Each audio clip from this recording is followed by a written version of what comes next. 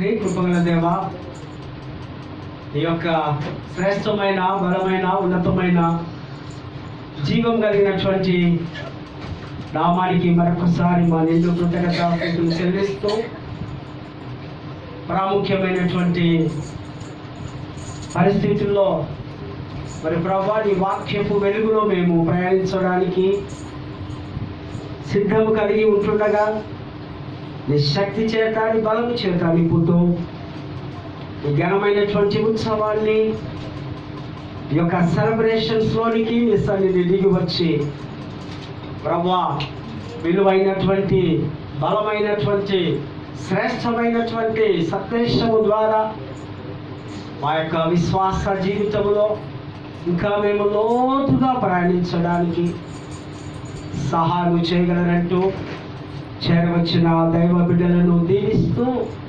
సిలువ చాటులో నన్ను మరుగుపరిచి ప్రభా అనేక మర్మంతో కూడిన దేవుని మాటలను మేము అర్థం చేసుకోవడానికి సహాయం చేయగలరని యేసునామమున వేడుకొంచున్నాము తండ్రి. ఆమేన్. దేవుని పరిశుద్ధ నామానికి వందనాలు చెల్లిస్తూ చేరవచ్చినటువంటి పరిశుద్ధ సంఘమంతని కూడా యేసుక్రీస్తు పేరట మీకు ఉదయకాల శుభములు దైవాశిస్సులు తెలియపరుస్తూ మీకు మరొక పర్యాయము ఈ యొక్క శ్రేష్టమైనటువంటి కోతకాల పండుగ శుభములు ఆశీస్సులు తెలియపరుస్తూ వచ్చున్నారు.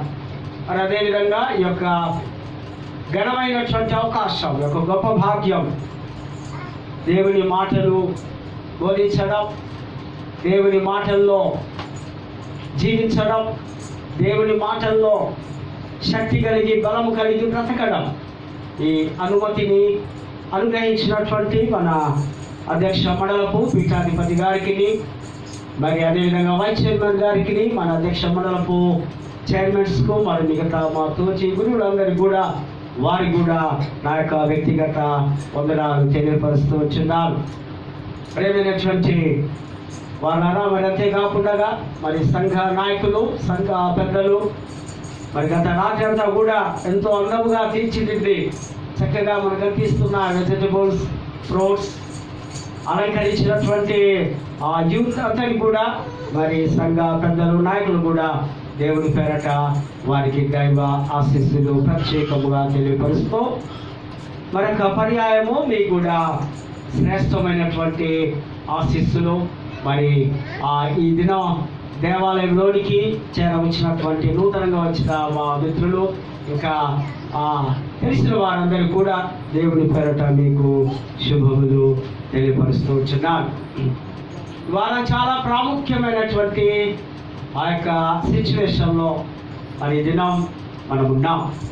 మనకందరికీ బాగా తెలుసు ఈ యొక్క కోతకాల పండుగ, హార్వెస్ట్ ఫెస్టివల్ సెలబ్రేషన్.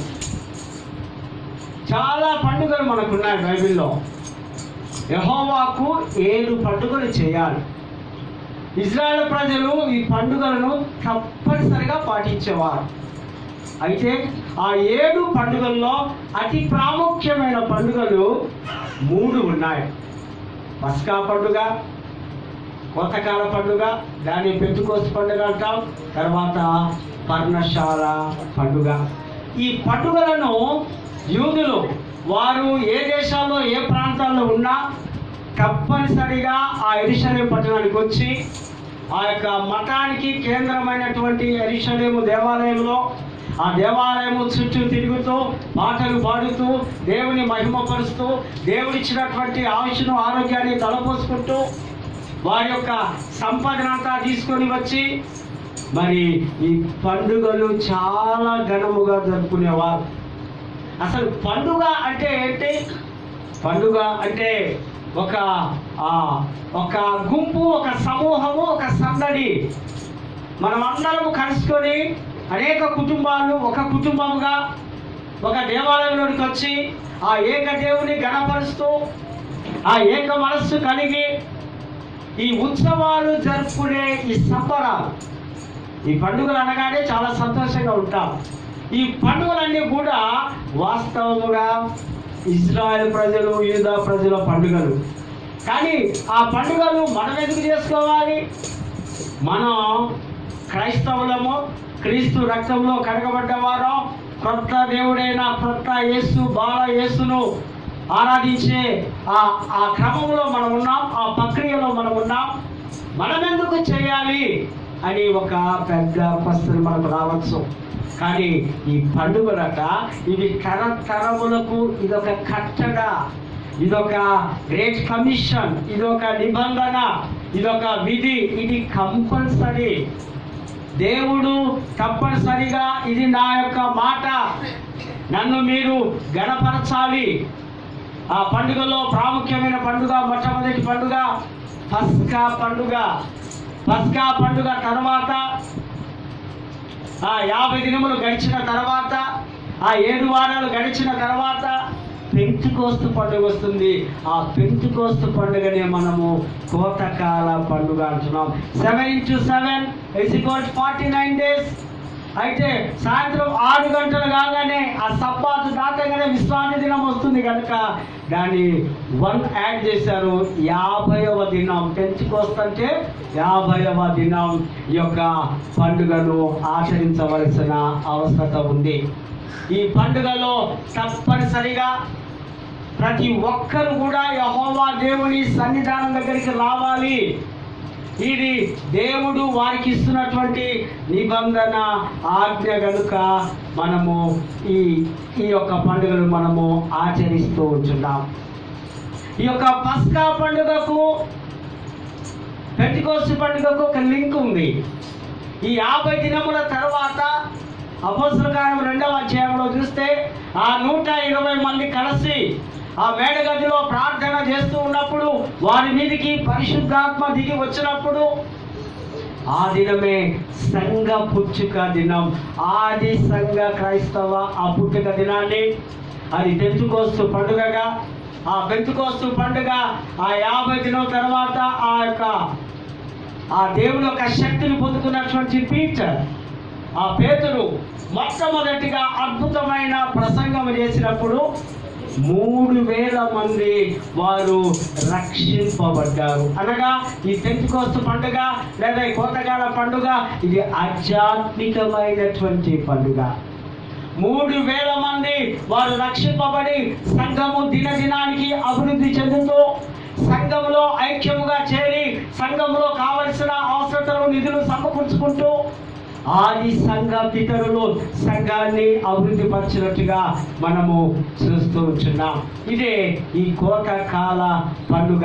ఈ కోతకాల పండుగకు మరి ప్రభు చెప్పినటువంటి మాట ఫస్ట్ లెసన్ చదివారు కదా. మరొకసారి నిర్గమాకాండము మీరు బైబిల్ చదివిన వారు తీసి జాగ్రత్తగా ఉంచండి. 23వ అధ్యాయము 16 నుంచి 19వ వచనములో నీ పంట ఏదైతే దేవుడు భూమి వారికి శాస్త్రముగా ఇచ్చిన్నాడో, లేదా వారు ఆ కానాను పట్టణంలో స్థిరపరచబడ్డప్పుడు ఆ సస్యశ్యామలైనటువంటి ఆ భూమి, ఆ మంచి నీరు సారవంత కలిగినటువంటి భూమి, ఆ మొదటి ఆ కోత లేదా మొదటి పంట, లేదా ఇది ఒక రకంగా ఇది ఒక రైతుల పండుగ. ఆ భూమిలో నుంచి ఏది వస్తుందో అది నీవు తీసుకొని దేవుని ఆలయంలోనికి తీసుకొని రావాలి. ఆ పంటను తీసుకొని వచ్చి ఆ బావి కానీ లేదా గోధుమలు కానీ, మరి ఆ ద్రాక్షరసం కానీ లేదా పళ్ళు కానీ, లేదా ఏదైతే ఆ భూమిలో నుంచి మొట్టమొదటిది వస్తుందో ప్రథమ ఫలము తీసుకొని వచ్చి యాజకుడి చేతిలో ఉంచాలి. దేవుడికి ఈ ప్రజలకు మధ్యవర్తి యాజకుడు. బాగా వినాలి మాటలు, ఎందుకంటే ఇది ఒక స్పెషల్ డే. ఈ ఫెస్టివల్లో ఈ యాజకత్వము, ఈ సేవ, ఈ పంట ఇదంతా ఎందుకు వస్తుందని బ్రీఫ్గా మనము హార్వెస్ట్ గురించి తెలుసుకోవాలి. అఫ్కోర్స్ ఎవ్రీ ఇయర్ మనము వింటూ ఉంటాం. అట్ ద సేమ్ టైం మళ్ళీ మనము ఏం చేస్తాం, మరిచిపోతూ ఉంటాం. కనుకనే దేవుడు ప్రతి సంవత్సరం మనకి పండుగలను జ్ఞాపకము చేస్తూ ఉంటున్నాడు. నీ పంటను తీసుకొని వచ్చి, మనం ఇప్పుడు ఎక్కడున్నాం, సిటీలో ఉన్నాం, మనకేం లేదు, భూములు లేవు, పనిచేసేవారు లేరు, నీరు లేదు, పంటలు లేదు, అసలు ఆ దాని మీద ఐడియానే లేదు కదా. వ్యవసాయం మీద ఎవరికైనా ఐడియా ఉందా? పాతలకు అదిగా మా లీడర్ గారు అసంటోళ్లకు ఆ దినాల వారు చిన్నప్పుడు ఆ చేనులో పైన పని వేసి ఉండొచ్చునేమో. అయితే మనం రెడీమేడ్గా ఇవన్నీ కొని తీసుకొని వచ్చి దేవాలయంలోనికి ఒట్టి చేతులతో రాకూడదు. ప్రభు సన్నిధానం దగ్గరికి ఆ ఫలములు దేవుడిచ్చినది ఏదైనా అది మనం పైకం పెట్టి కొన్నా కానీ మన విధంగా కానీ తీసుకొని వచ్చి పరిశుద్ధ దేవాలయంలో దేవుడికి సమర్పిస్తున్నాం.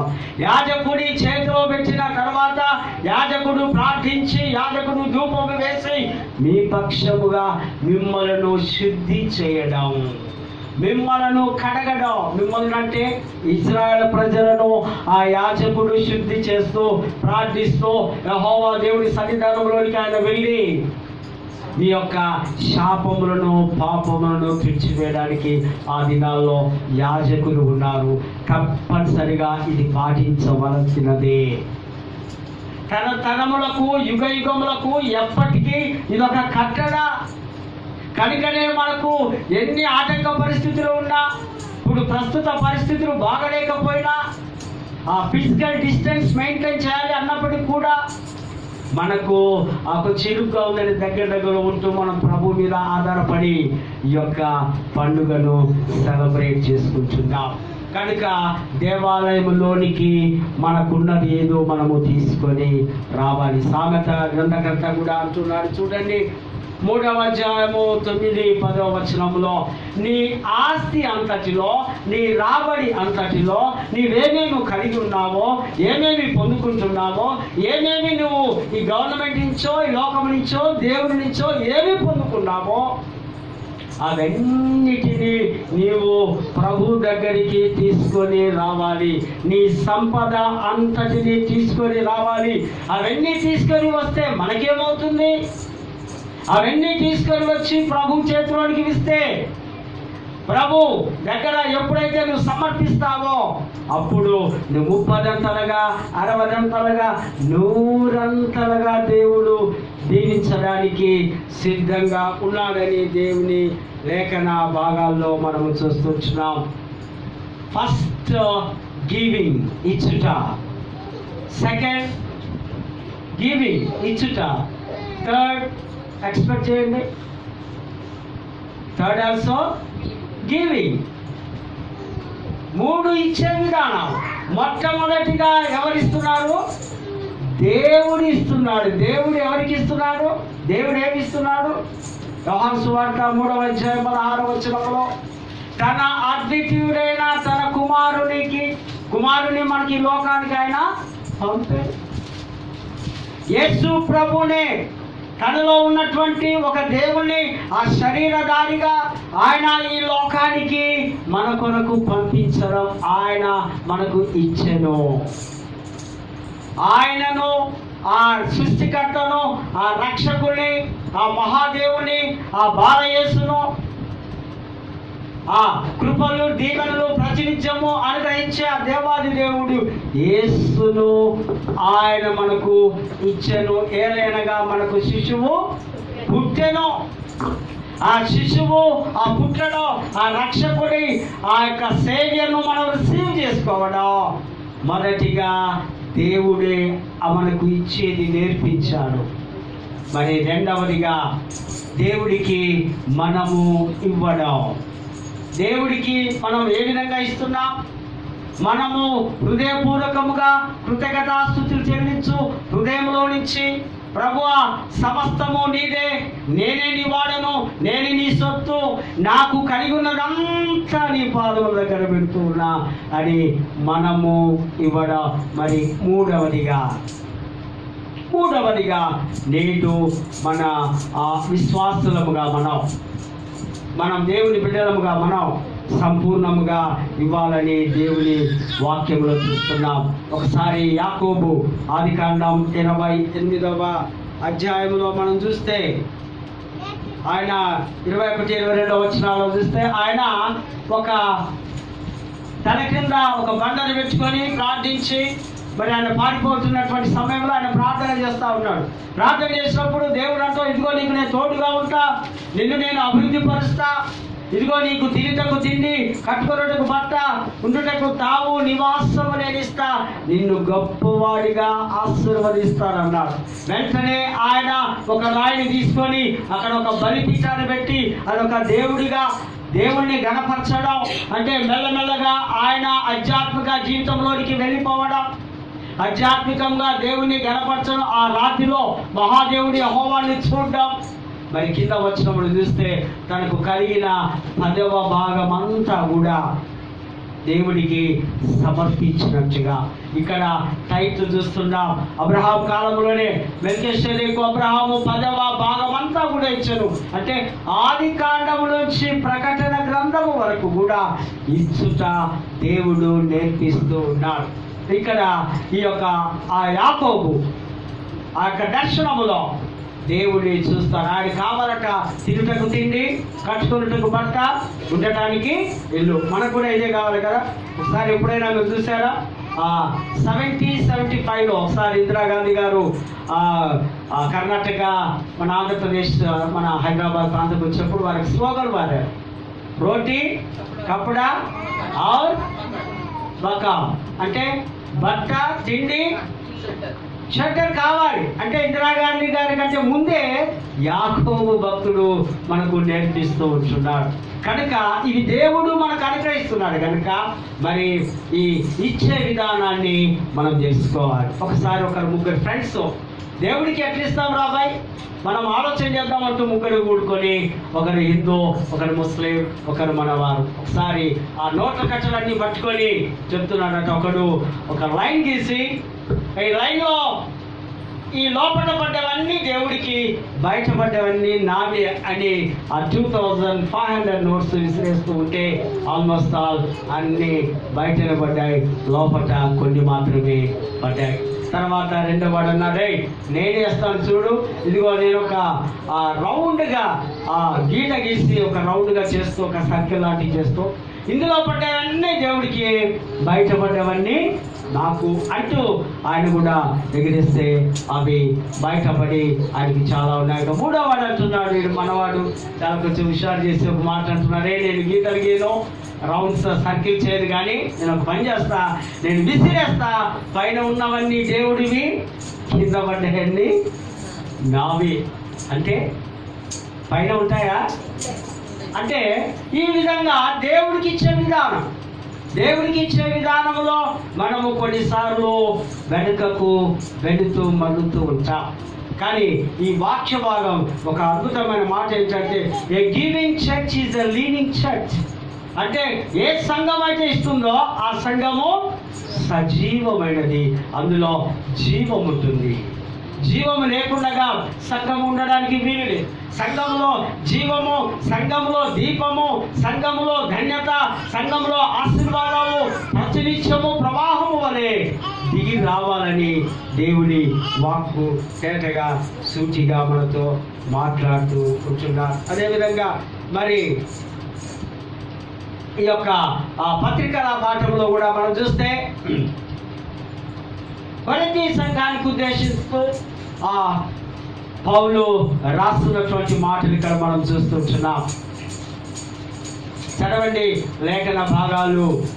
సనుగక గులుగు కొనక దేవుడికి ధారాళముగా చాలా హృదయ దాతృత్వము కలిగి ఇచ్చిన వారిని దేవుడు ఎంతగానో ప్రేమించును. దేవుడు ప్రేమించే విధానాన్ని ఇక్కడ మనం చూస్తున్నాం.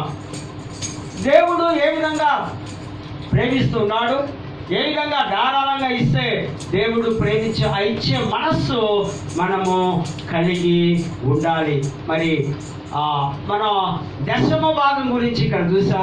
మరి లూకా సువార్త మరి 19వ అధ్యాయములో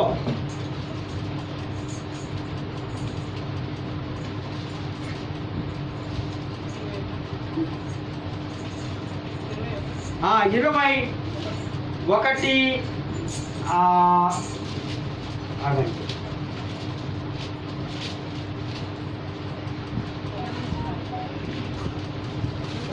ఇంకోటి లూకాసు వార్త 19వ అధ్యాయములో 8వ వచనం ఎవరైనా చదవండి. జక్కయ్య అంటున్నాడు అక్కడ, ప్రభువా నేను ఎవరి వద్దైనా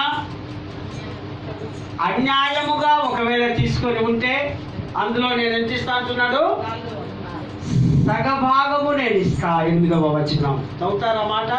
జక్కయ్య నిలువబడి, ఇదిగో ప్రభువా నా ఆస్తిలో సగము బీదలకు ఇచ్చుచున్నాను. చాలు.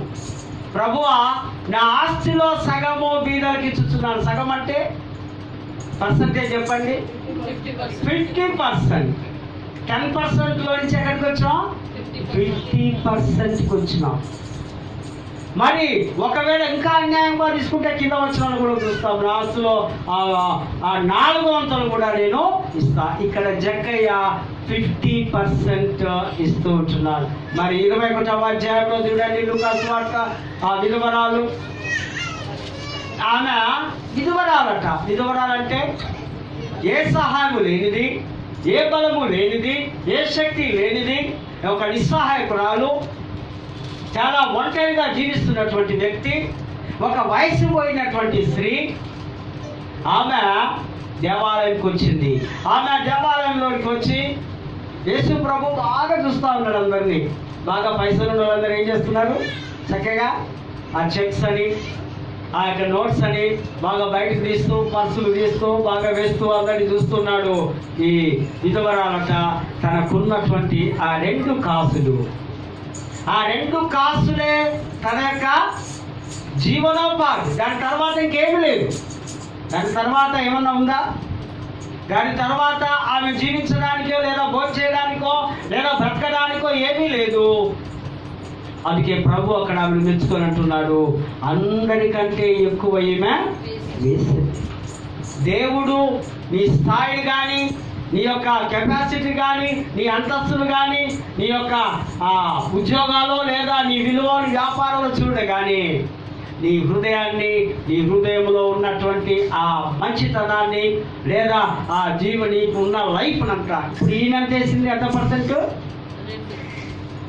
100%. 10 ఆఫ్టర్ 50 తర్వాత 100% ఇక్కడ వేసినట్టుగా లేఖన భాగాల్లో మనం చూస్తూ ఉంటున్నాం. అదేవిధంగా కొరింథీ పత్రికలోనికి రండి. కొరింథీయులు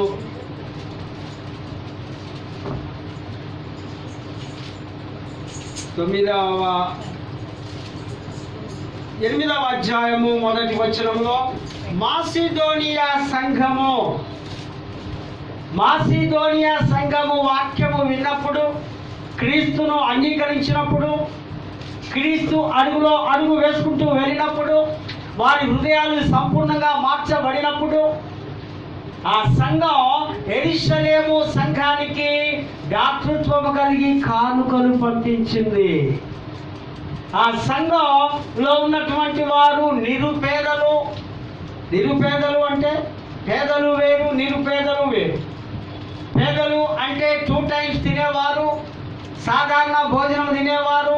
నిరుపేదలంటే ఒకే పూట అతి సాధారణమైన భోజనము తినేవారు. మన భాషలో చెప్పాలంటే ఆ పచ్చడి ఆ దొడ్డు రైస్ ఒక పూట తిని జీవించేవారు. వారట ఏం చేసిన వారు, దాతృత్వము కలిగి. దాతృత్వం ఎక్కడి నుంచి వస్తుంది? నీ హృదయంలో నుంచి రావాలి. మాకు లేకపోయినా పర్వాలేదు, ఇదిగో మా తోటి వారికి, మా ప్రక్క వారికి, మా ప్రక్క సంఘానికి, మా పేరెంట్ సంఘానికి, మా తల్లి సంఘానికి నేను నా కానుకను, నా దాతృత్వం ఇస్తూ ఉంటాను. ఈ దినాల్లో చాలామంది వేసే కొన్ని ఉన్నాయి మంత్రాలు, యంత్రాలు, తంత్రాలు కదా, జిమ్మిక్స్ చేయడం, మోసపరచడం. మా దగ్గరికి రండి, మీకు అది వస్తుంది, ఇది వస్తుంది, మాకు స్పాన్సర్ చేయండి, టీవీ ప్రోగ్రామ్ 10,000 ఇవ్వండి, మీకు అమౌంట్ ఇస్తాం, మీకు ఏదైనా మేమున్నాం. నో నో నో, అట్లా ఇచ్చి పరిస్థితిలో చేయడానికి వీళ్ళే. మీ కొరకు దివారాత్రము ఏర్పరచబడి ప్రతిష్ఠింపబడి మీ కొరకు వచ్చిన మీ గురువులు, మీ సేవకులు, మీ సంఘం మీకు అయితే అన్ని కార్యాలు చేయడానికి సిద్ధపడినటువంటి సంఘాన్ని విడిచిపెట్టి ఎవరైనా ఎక్కడికైనా ఏదైనా ఇస్తే వారికి ఆశీర్వాదముకు బదులు ఏమొస్తుందండి? కానీ చెప్పలేను ఆ మాట. దాతృత్వము కలిగి కొన్నిసార్లు మనం అనుకుంటూ ఉంటాం కదా, ఏమైనా హెల్ప్ చేయనటమో మాకు కష్టంగా ఉందండి, ఏమీ చేయలేదు. నీ హృదయములో నుంచి రావాలి దాతృత్వం. ఇక్కడ ఈ యొక్క మాసిదోనియా సంఘం వారు చాలా అద్భుతమైనటువంటి ఇక్కడ ఈ మాట నేను చూస్తూ ఉన్నాను, చదువుతున్నాను. ఉండండి.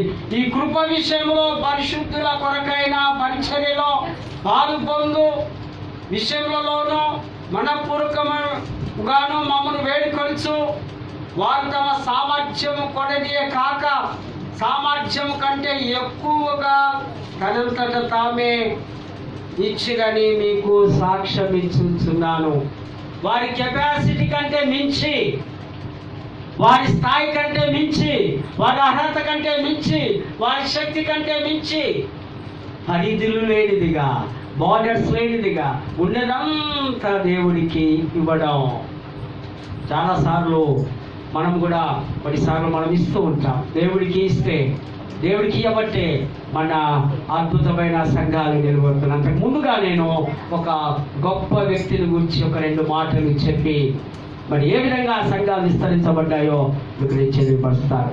దేవుడి దయతో 200 years బ్యాక్లో మిషనరీస్ వచ్చినప్పుడు వారందరూ ఆస్తులు కొని, వారందరూ ఇది మెథడిస్ట్, ఇది సిఎస్ఐ, ఇది బాప్టిస్ట్, ఇది లూథరన్ అని చర్చిలో ఆ భవనాల్లో స్థలాలు కొని మహానుభావులు ప్రభునందు నిద్రించారు. అయితే జస్ట్ రీసెంట్లీగా 50 సంవత్సరాల క్రితం భగత్ సింగ్ అనేటువంటి ఒక సేవకుడు, వారికి ఎటువంటి సపోర్టు ఆయన వేరే దేశాలు ఇస్తామన్నా ఆయన వద్దన్నారు, మాకు అక్కర్లేదు. వారు ఆ సంఘంలో ఒకటి ఇంట్రడ్యూస్ చేశారు. బాగా ఏంట్రా అంటే, బాగా ప్రార్థించి శక్తిని పొందుకొని మన సంఘాలు, మన సేవకులు అభివృద్ధి చెందాలి, సంఘాలు డెవలప్ కావాలని, మనకు మనమే ఈ కానుకలు ఇవ్వాలని టైట్ అన్నది 10వ భాగం. మీరు ఎక్కడైనా వెళ్ళే సంఘాలు చూడండి, 90% ఇస్తారు. హల్లెలూయా, హల్లెలూయా. కనుకనే వారి సంఘాలు విస్తరింపబడి, వారి సేవకులు విస్తరింపబడి, అఫ్కోర్స్ ఈ మధ్యలో కొంచెం ఇబ్బందులు అక్కడ ఇక్కడ ఉన్నాయన్నారట. సో కనుక వారు ఆ యొక్క సిస్టాన్ని పెట్టి ఉన్నారు. కనుకనే ఆ సంఘాలు, అనేక సంఘాలు ఇండియా దేశం అంతా ఇదినో విస్తరింపబడ్డాయి. మన కష్టార్జితం మనది, మనం ఏ సంపాదిస్తున్నామో అది దేవుడికి సమర్పించాలి. మన సంఘాలు మనం అందరం ఇచ్చుకున్నట్లయితే మరి మన అద్భుతమైన రీతిలో మన సంఘాలు కొత్తవిగా కట్టబడతాయి. మాసిదోనియా సంఘాన్ని మనం ఒక ఛాలెంజ్గా తీసుకోవాలి. వారు నిరుపేదలైన ప్రభు కొరకు లేదా సంఘం కొరకు వారు దాతృత్వాన్ని ఇచ్చినట్టుగా లేఖన భాగాల్లో స్పష్టంగా మనం చూస్తున్న ప్రేమైనటువంటి వాళ్ళ ఈ గివింగ్ నేచర్, ఈ స్వభావం మనకు ఎక్కడి నుంచి కలగాలి? హృదయంలో నుంచి ఇది మనకు రావాలి, హృదయంలో నుంచే రావాలి. ఇది లూథర్ ఫిఫ్త్ అనేటువంటి ఒక ద్వారా gratitude is the best attitude అన్నాడు. అంటే ఈ యొక్క స్వభావం, ఈ ఇచ్చే మనస్సు, ఏదైతే కృతజ్ఞత భావముతో ఏది ఇస్తున్నావో అది నీ స్వభావములో ఉండాలి. ఆ కృతజ్ఞతే నీ స్వభావం. Gratitude is the best attitude. నీ యాటిట్యూడ్లో గ్రాటిట్యూడ్ ఉండాలి. దేవుడికి కృతజ్ఞత లేకపోతే నీ యాటిట్యూడ్ పనికి రాదు. నీ స్వభావం, నీ మనస్సు, నీ ఆలోచనలు, నీ తలంపులు అన్నీ మంచిగా అవుతే అప్పుడు తప్పనిసరిగా నీకు కృతజ్ఞత నువ్వు కలిగి ఉంటావు. అందుకే దేవుని మందిరంలోనికి వస్తున్నప్పుడు కృతజ్ఞత భావముతో కృతజ్ఞత అర్పణలు చెల్లించుతూ ప్రభు సన్నిధానం దగ్గరికి మనము రావాలి. దేవుడు కొందరిని రిజెక్ట్ చేసినాడు వారు ఇచ్చే కానుకలను. ఎవరెవరిని చెప్తారా?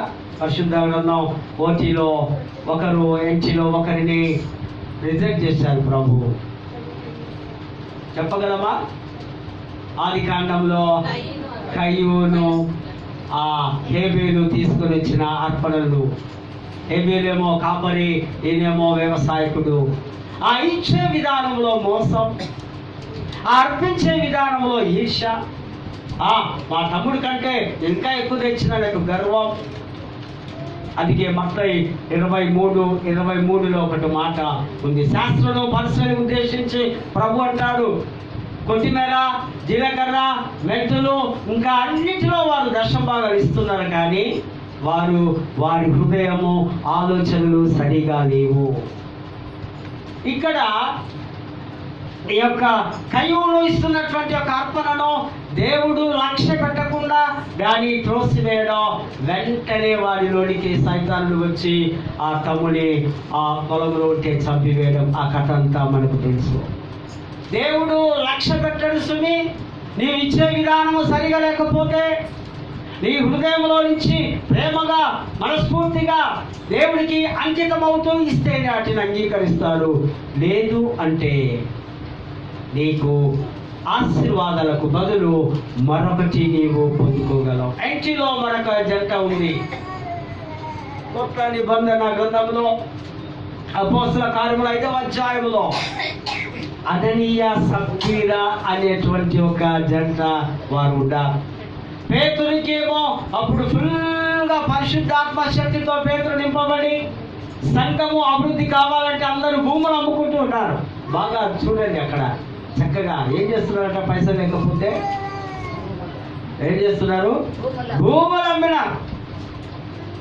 ఈ పాట కూడా మనకు ఉంది కదా, నా వెండి కనకంబు నీకిస్తున్నాను, అది ఈ నా వెండి అంగీకరించు 441లో.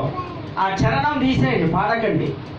పాడిన వాళ్ళు తప్పనిసరిగా ఏమి ఇవ్వాలా, మీ దగ్గర ఉన్న బంగారు వెండి వేయాలి. మరి అందులో వేసే వాళ్ళే పాడాలి కదా. అననీయ సప్పీరా ఆ భూమిని అమ్ముకున్నారు. అపోస్తలుల మాటలు విన్నారు.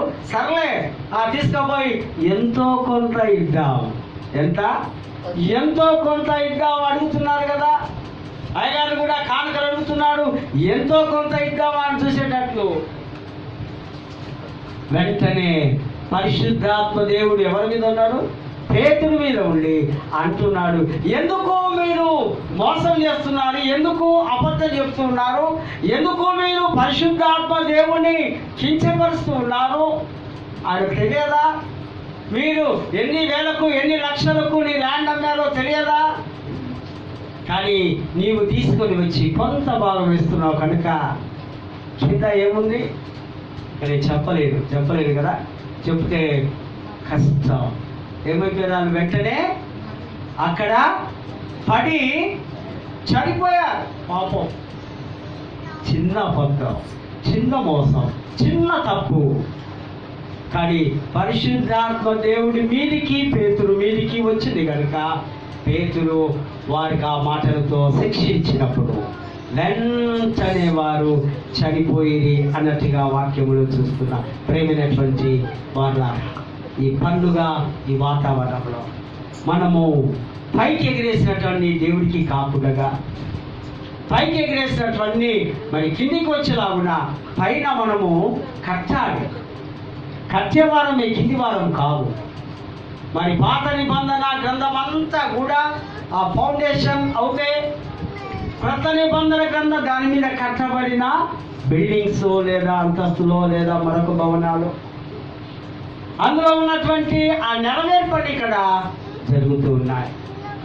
ఇశ్రాయేలు ప్రజలు హార్వెస్ట్ పండుగను చాలా గ్రాండ్గా, చాలా బాగా చక్కగా దేవుని మహిమపరుస్తూ వాళ్ళందరూ కలిసి ఆ పండుగను చేస్తూ అప్పటి నుంచి ఆ కాలం నుంచి ఇంచుమించు ఎన్ని సంవత్సరాల కిందటి పండుగ చెప్పగలరా? 5-6 వేల సంవత్సరాల కిందట పండుగ.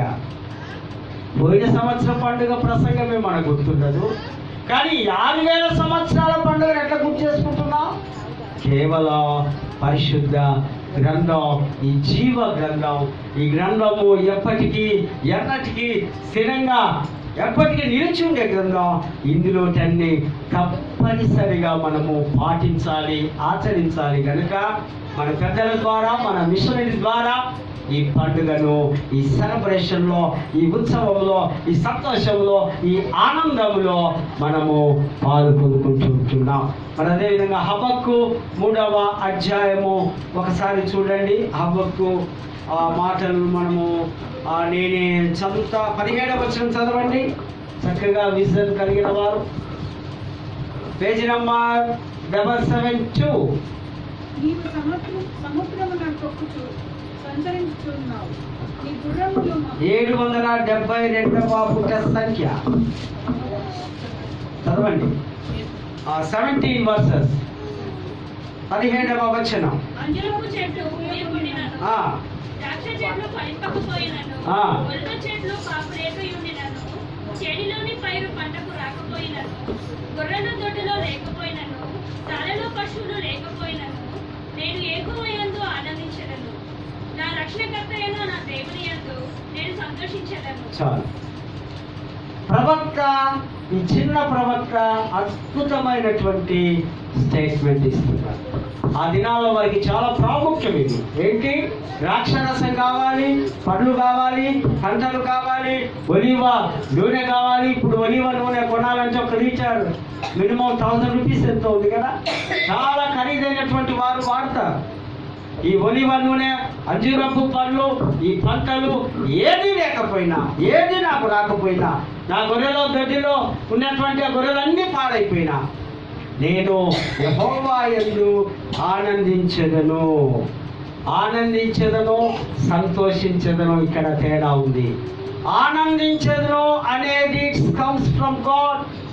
దేవుని యందు ఆనందం. ఫిలిప్పీ 4:4లో కూడా rejoice in the lord, again rejoice in the lord. ప్రభునందు నేను ప్రతినిత్యము ఆనందిస్తా. సంతోషం అంటే happiness is happen some times. ఏదైనా సంఘటన, ఏదైనా ఈవెంట్ జరిగినప్పుడు మాత్రమే సంతోషం. ఆ సంతోషం 1 రోజు ఉండొచ్చు, 2 రోజులు ఉండొచ్చు, తర్వాత సంతోషం లేకపోవచ్చు. కానీ ఆనందం అన్నది నిరంతరము, ఎటర్నల్ లైఫ్. ప్రతినిత్యము ఆనందంగా నేను జీవిస్తా. యెహోవా యందు నాకు ఏమీ లేకపోయినా. చాలా ఘనంగా, గొప్పగా ఈ యొక్క ప్రవక్త రాస్తున్నటువంటి మాటలు మనం చూస్తున్నాం. మా జీవితంలో మాకు ఏమీ లేకపోయినా నీవు కలిగి ఉంటే చాలు ప్రభువా. అదే పాట ఉంది కదా, అద్భుతమైన పాట. నీవుంటే నాకు చాలు యేసయ్యా, నీ వెంటే నేను ఉంటానేసయ్యా, నీవుంటే నాకు చాలు యేసయ్యా, నీ వెంటే నేను ఉంటానేసయ్యా, నీ మాట చాలయ్యా, నీ చూపు చాలయ్యా, నీ తోడు చాలయ్యా, నీ నీడ చాలయ్యా, నీ మాట చాలయ్యా, నీ చూపు చాలయ్యా, నీ తోడు చాలయ్యా, నీ నీడ చాలయ్యా, నీ ఉంటే నాకు చాలు యేసయ్యా, నీ వెంటే నేను ఉంటానేసయ్యా. ఆస్తులన్నీ పోయినా, అనాథగా మిగిలినా, ఆస్తులే విడనాడినా, ఆరోగ్యం క్షీణించినా, ఆస్తులన్నీ పోయినా, అనాథగా మిగిలినా, ఆస్తులే విడనాడినా, ఆరోగ్యం క్షీణించినా, నీ మాట చాలయ్యా, నీ చూపు చాలయ్యా, నీ తోడు చాలయ్యా, నీ నీడ చాలయ్యా, నీ మాట చాలయ్యా, నీ తోడు చాలయ్యా, నీ తోడు చాలయ్యా, నీ నీడ చాలయ్యా, నీవుంటే నాకు చాలు యేసయ్యా, నీ వెంటే నేను ఉంటానేసయ్యా. మన యేసు స్వామికే యేసు ప్రభు యేసయ్య ఉంటే చాలు. ప్రేమైనటువంటి వారు అది ఇచ్చేది ఇచ్చే ఆ విత్తనం, ఆ వాక్యం అనే విత్తనం, ఈ యొక్క ఆ కానుక అనే విత్తనం దేవుని యొక్క చేనులో నీవు వేసినట్లయితే అది నీకు సమృద్ధివంతమైనటువంటి కృపలతో నింపుతో ఆ ఒక్క గింజ కొన్ని వందల గింజలు వస్తున్నట్టుగా నీకు దేవుడు సమృద్ధివంతంగా నేను దీవించడానికి సిద్ధంగా ఉన్నాడు. కృప కలిగినటువంటి కానుకలు ఇవ్వడం, కృపతో నిండిన కానుకలు ఇవ్వడం, దేవాది దేవుడే ఆ కృపామయుడు ఆ కానుకలను దీవిస్తూ నీకు కృపలెంబడి కృపలు నిరంతరము నీ ఇంటిలోనికి నీ సంఘంలోనికి పంపడం. ఆ విధంగా మీరు చేసినట్లయితే ప్రభు తప్పనిసరిగా దీవించడానికి సిద్ధంగా ఉన్నాడు. నేను ముగింపులోనికి వస్తూ ఉంటా. ఆది పితరులు మనకు నేర్పిస్తుంటా ఈ పండుగల్లో ఏ విధంగా దేవుని మహిమపరచాలి, పండుగల్లో దేవుడికి ఏది ఏ సమయంలో ఇవ్వాలి, అవన్నిటినీ మనము పాటిస్తూ ముందుకు సాగాలి. ఫైనల్గా మనం ఇచ్చేది ఏంటి? ఒక ఛాలెంజ్. ఈ దినం నీవు నేను దేవుడికి ఏం వేస్తున్నావు? మరొక సందర్భంలో ప్రభు అంటాడు, నీ బలులు కాదు, నీ అర్పణలు కాదు, వాటన్నిటినీ నాకు అవసరం లేదు, కానీ నాకు కావాల్సింది నా కుమార్తె నీ హృదయం నాకు కావాలి. ఈ సమయమందు, ఈ దినమందు, ఈ యొక్క ఫెస్టివల్లో నీ హృదయాన్ని దేవునికి సమర్పిస్తున్నావా? ఇదిగో ప్రభువా, నేను సంపూర్ణంగా నీకు నేను సరెండర్ అవుతుందా? సంపూర్ణంగా నీ స్వాధీనంలోనికి నేను వస్తుందా? నా మలినాన్ని తీసివేయి, నా పాపాన్ని తీసివేయి, నన్ను శుద్ధుడిని చేయి అని ఒక్కసారి ప్రభు దగ్గరికి వచ్చి ప్రభు చూస్తూ ఉంటే, ప్రభు కొరకు నీవుగా ఆయన చేతిలోనికి వెళ్ళిపోతే ప్రభు నిండుగా మెండుగా సమృద్ధివంతంగా నిన్ను దీవించడానికి సిద్ధంగా ఉన్నాడు. ఫైనల్గా మనకు రక్షణ సిలువ, ఆ సిలువలో చేసిన యజ్ఞం, ఆ సిలువలో చేసిన యాగం, ఆ సిలువే మనకు మన జీవితాలకు ఒక మార్గదర్శిగా. ఆ సిలువలో ప్రభుని చూస్తూ, ప్రభు కార్చిన రక్తాన్ని రుచి చూస్తూ, ప్రభువా నా కొరకు నీ సిలువలో మరణించి చనిపోయావు, నీ కొరకు నేనేం చేయాలి, నీ కొరకు నేను ఏమి చేయడానికైనా సిద్ధంగా ఉన్నానని ప్రభుకు ఒక వాగ్దానం ఇస్తుంది. ప్రభు కొరకు జీవించడానికి, ప్రభువా నీ కొరకే నేను జీవిస్తా, నీ యొక్క అడుగుబాటుల్లో నేను నడుస్తానని ప్రతినిత్యము నీవు ఒక ప్రతిష్టత కలిగి, ఒక ఛాలెంజ్ కలిగి ప్రభుతో ఉంటే ప్రభు సమృద్ధిగా నిండుగా మెండుగా దేవుడు మిమ్మల్ని దీవించడానికి సిద్ధంగా ఉన్నాడు. అటువంటి కృప, పరిశుద్ధాత్మ, దైవ నడిపింపు, దైవ ఆశీస్సులు దేవాది దేవుడు మనకు సమృద్ధివంతంగా మనకందరికీ అనుగ్రహించును కాక. ప్రార్థించుదాము. పరిశుద్ధుడు ఆ కృపగల తండ్రి, ప్రేమగల దేవ, ఇష్టపడిన వాక్యం ఆ హృదయంలో స్థిరపరచండి, బలపరచండి. సైతాన్ని శోధకులతో నిలిచింది నా దేవ. ఇదిగో ఈ యొక్క హార్వెస్ట్ ఫెస్టివల్లో మేము అద్భుతమైన దేవుడి సన్నిధి అనుభవించి వాక్యాన్ని విన్న ప్రియబిడ్డలందరినీ దీవిస్తున్నాం. నేను ఘనత మహిమ ప్రభావములు పొందగలగండి. యేసు నామమున వేడుకొంచున్నాము తండ్రి. ఆమేన్.